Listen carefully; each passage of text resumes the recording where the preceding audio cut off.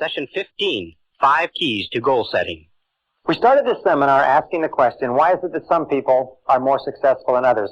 And a friend of mine who's been working in this industry for many years told me a story that I think you'll enjoy and which I found very relevant. He said that he invited, as the deacon of his church, he invited a Jewish gentleman to come to his church, a Christian church, and speak to the congregation on comparative religion, how the Jewish religion compared with the Christian religion. Well, the Jewish gentleman came after several weeks, and he stood up, and he began his talk. And he said, ladies and gentlemen, he said, I've examined your books, and I've examined our books.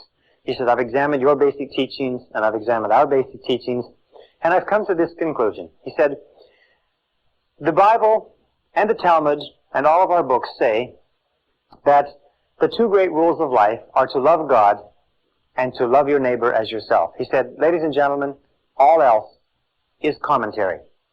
All else is commentary. He said, we've been working in the field of success for 25 years, and we sat down around the table not too long ago, and we said, what is success? What are the determinants of success? And the unanimous conclusion was simply this. Ladies and gentlemen, success is goals, and all else is commentary. Success is goals, and all else is commentary. And I don't think there's anything that you'll ever learn that is truer than that. During the course of this seminar, we've talked about many different laws, the law of attraction, law of correspondence, law of belief, expectation, and so on. But you find that the only way to utilize all of those laws, or the easiest way to utilize all of those laws, is just to simply set a goal. When you set a goal, what do you believe in?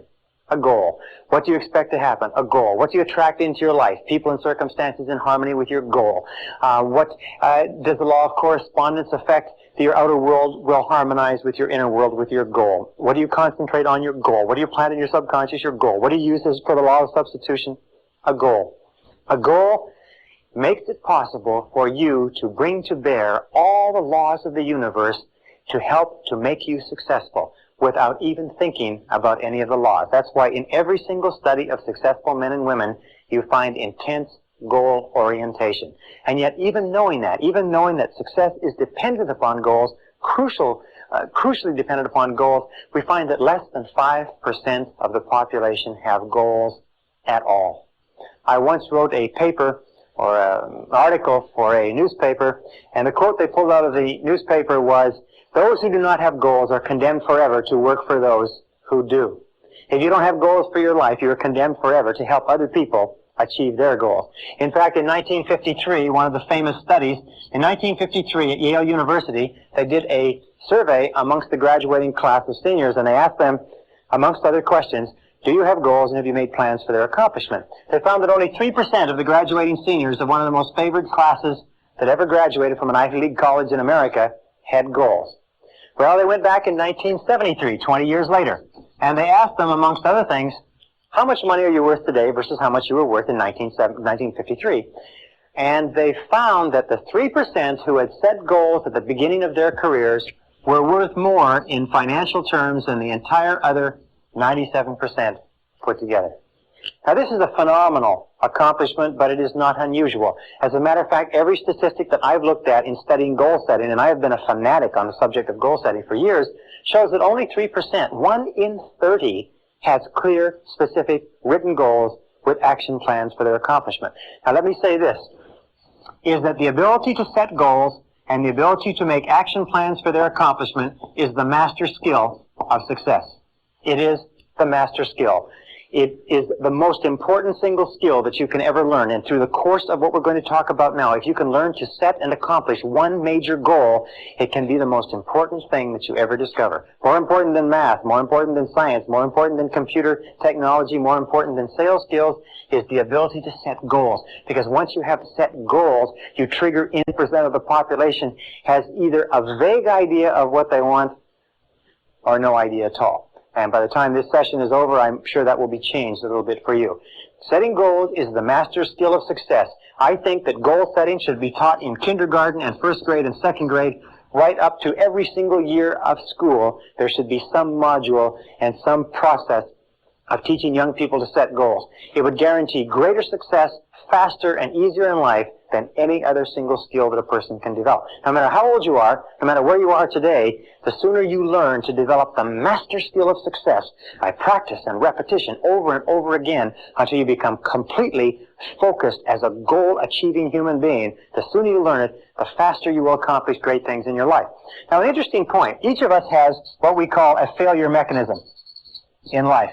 The failure mechanism goes off automatically. The vast majority of people fail to live up to their potential. They fail to become everything they're capable of becoming, over 80%. And the failure mechanism is what we call the comfort zone. It's the tendency to fall into a comfort zone, to do what is easy, not to avoid making the efforts necessary to succeed. Now, this failure mechanism goes off automatically. From the time we are infants, we talked earlier about the pleasure principle. We always move toward what is pleasurable, what is easy, what is fun, what is enjoyable, and we move away from what is uncomfortable, what is difficult, what requires discipline, what requires effort, and so on. However, the only way to override this failure mechanism is by activating your success mechanism. And your success mechanism is triggered by a goal. Whenever you write out a goal, you override the failure mechanism. Whenever you think about a goal, you override the failure mechanism. You see, when you set a goal, it releases positive energy, it builds up drive and desire, it gives you persistence, it gives you clarity of thought, it gives you intensity of purpose, and it moves you forward towards your objective. The only way you can break out of the comfort zone is by setting goals that are progressively higher than anything that there were no really good goal-setting methodologies. And in this course, I'm going to teach you a goal-setting methodology that is absolute dynamite, considered one of the best goal-setting methodologies that anybody's ever seen. But if you don't know how to set goals, I can tell you how to set goals, to tell you to set goals all day, and it wouldn't do you any good. You can go through 12 to 15 years of school in our society and never get 1 hour on goal setting. Imagine 12 to 15 years. I've taken a postgraduate degree in business from a major university, and never once did they spend 1 hour talking about how to set and achieve goals. Never once did they discuss the master skill of success.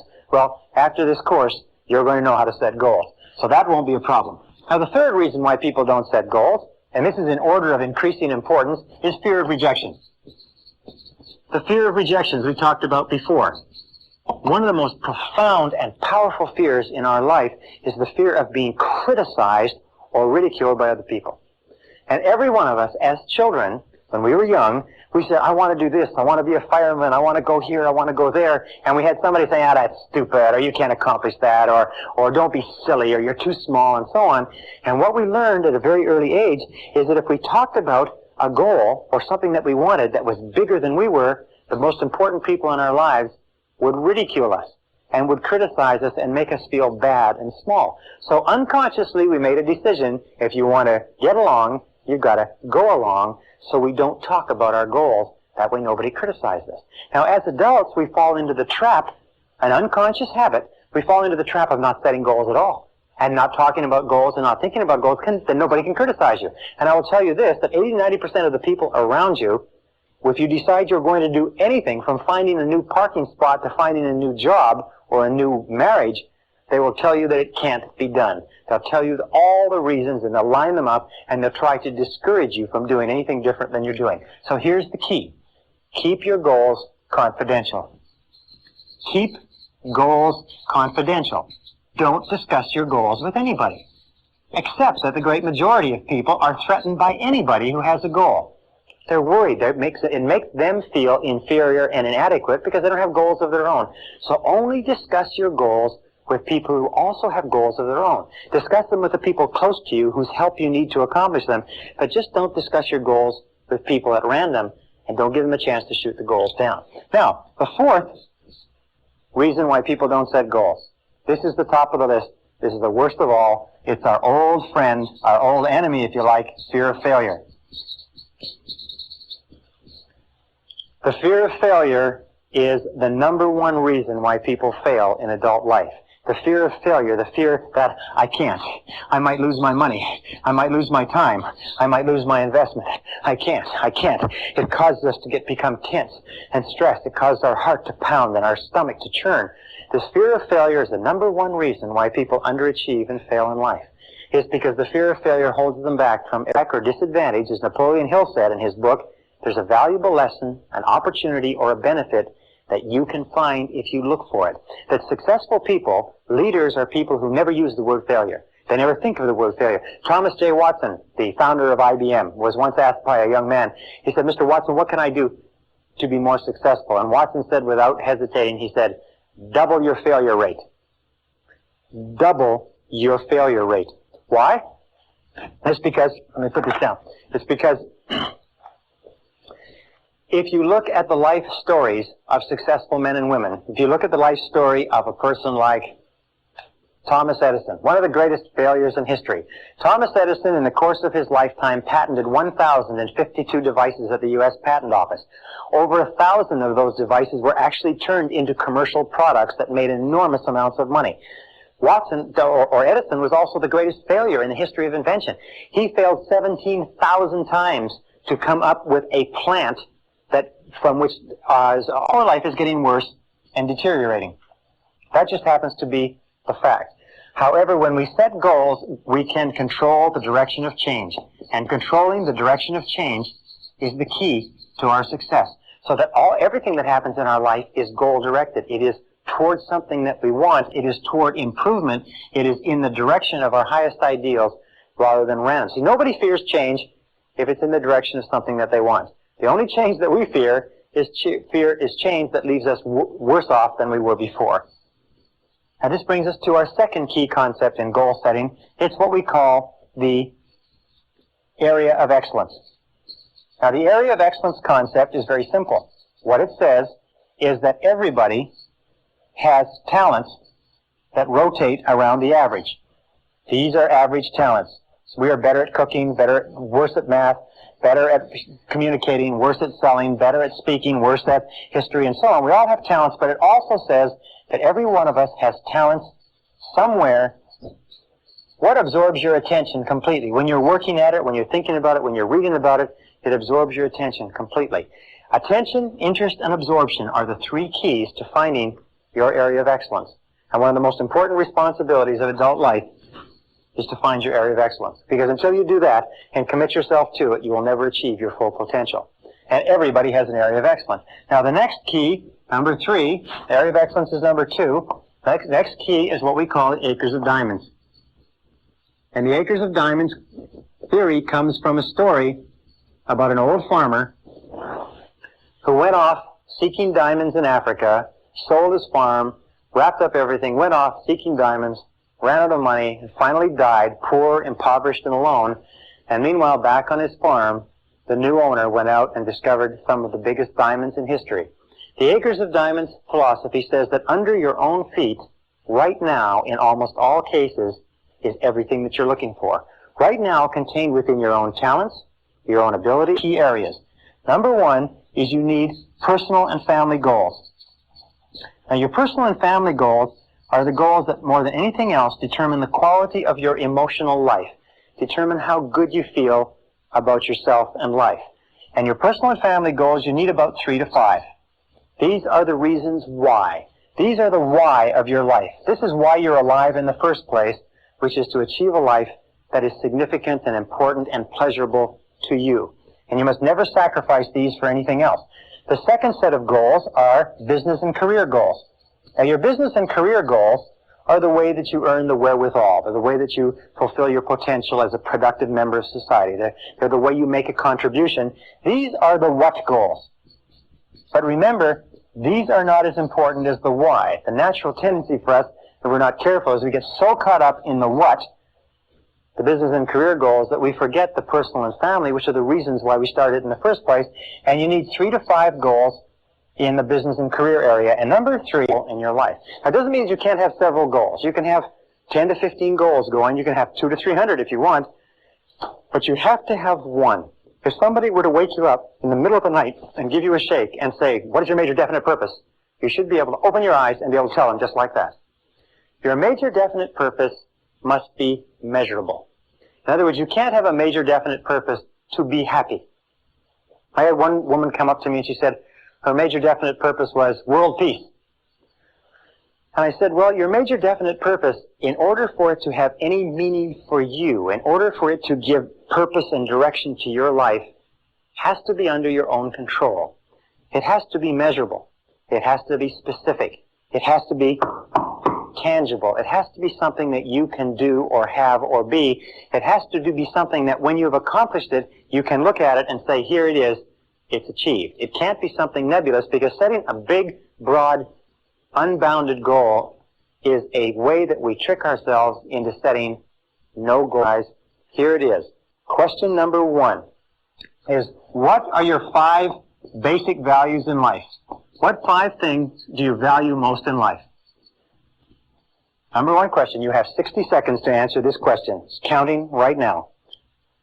What things do you value most in life? Your home, your car, your family, your income, your job, your career, your spiritual development, your health, your wealth, your stereo set, your new hubcaps, your intelligence, your intellectual growth. What 5 things do you value most in life? 30 seconds. Write the first 5 things that come to mind. And once you've written the answer to this question, your 5 basic values, organize them in order of priority. What is the first one? What would be number 1 if you had to throw away the other 4? What would be number 2 if you had to throw away the other 3? What would be number 3? And so on. Organize them in order of priority, number 1 through number 5. Right? 5 seconds. 4, 3, 2, 1. Question number 2 is, write your 3 most important goals in life right now. You have 30 seconds. What's your 3 most important goals in life right now? Counting. 25 seconds left.